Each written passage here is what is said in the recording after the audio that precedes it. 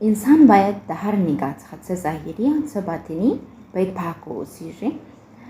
او دویمه خبره دا ده چې ښه فکرونه د ښه پاکې روح څخه لاسته راځي. نو کوشش وکړئ ځان پاک وساتئ او خپل ظاهر او باطن صفا کړئ.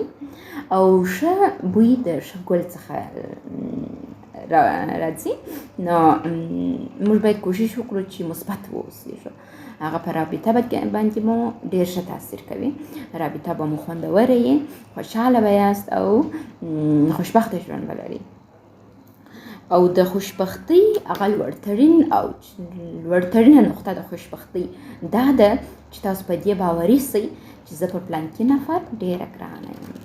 نو دا د ژوند په مشترک ژوند کې ډېر اساسي خبره ده چې تاسو باوري واوسئ چې د ژوند پر ملګري مې زه ګرانه یم یا ګران یم.